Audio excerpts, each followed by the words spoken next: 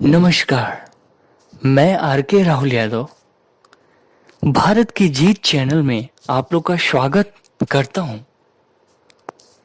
यह चैनल बनाने का तात्पर्य यह है कि बहुत से लोगों को किताब पढ़ने या याद करने में बहुत दिक्कत होती है, याद नहीं होता है।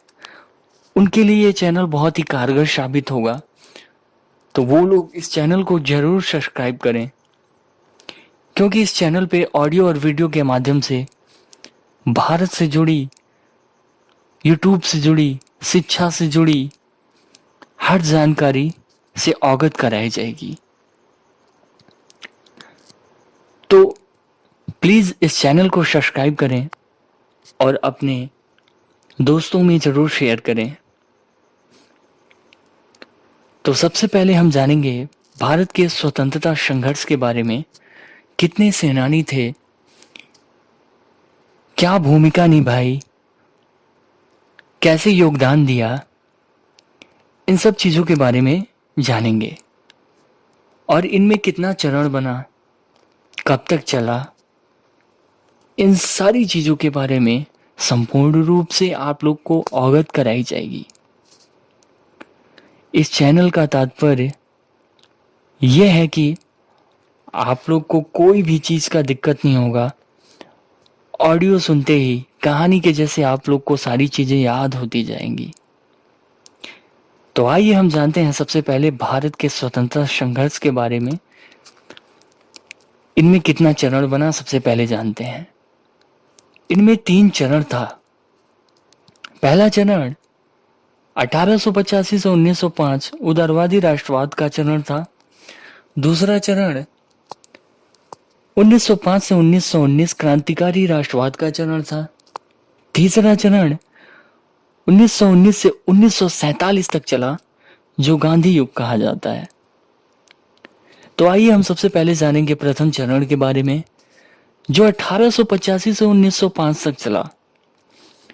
इस समय कांग्रेस में उदारवादी नेताओं का प्रभुत्व रहा।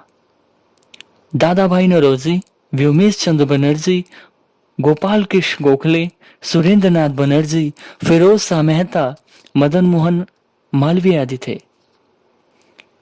उदार विचारों की राजनीति को क्रांतिकारियों ने राजनीतिक भिक्षावृत्ति कहना प्रारंभ कर दिया।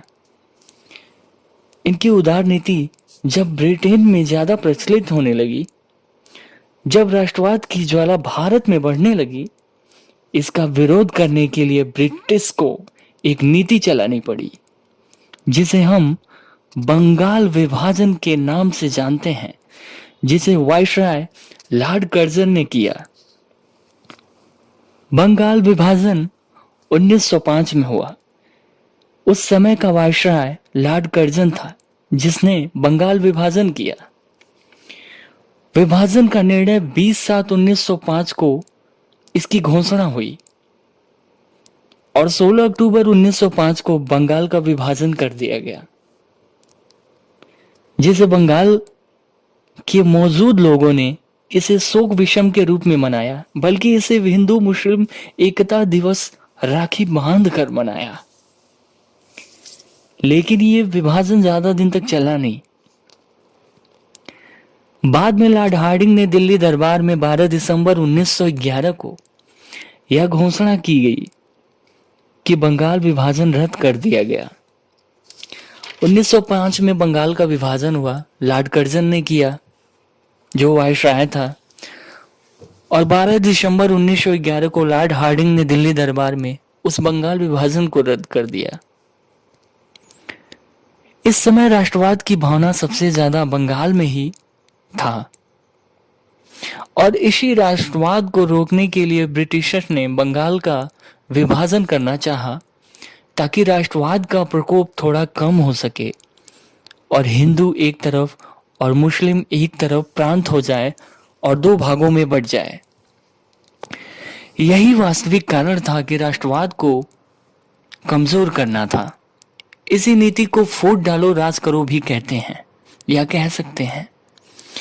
इस बंगाल विभाजन को सही करने या बताने के लिए ब्रिटिशर्स ने सन 1906 में मुस्लिम लीग के गठन को सपोर्ट किया ताकि मुस्लिम और हिंदू में फूट पड़ सके और बंगाल विभाजन का निर्णय सही हो सके।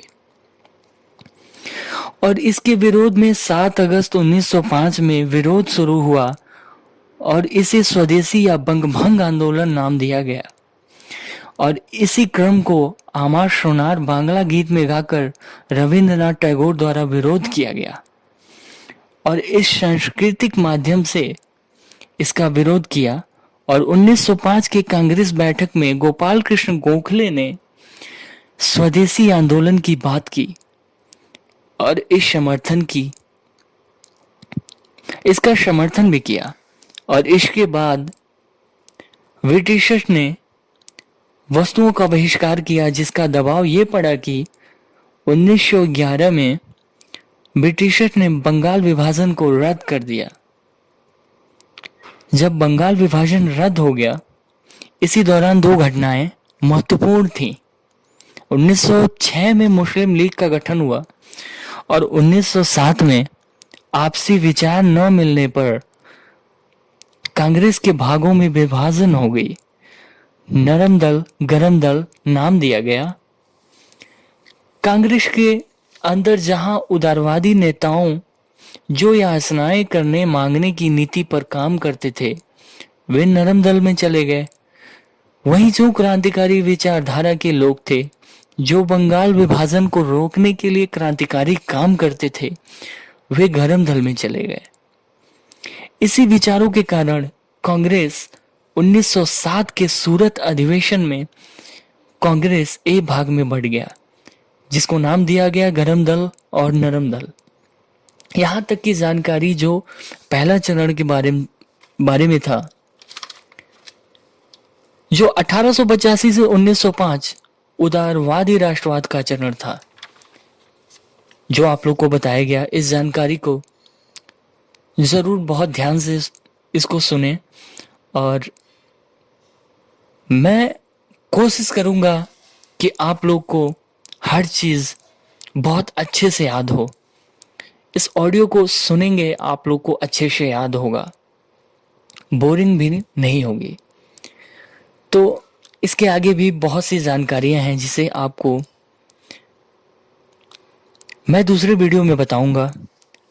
तब तक के लिए जय हिंद, जय भारत।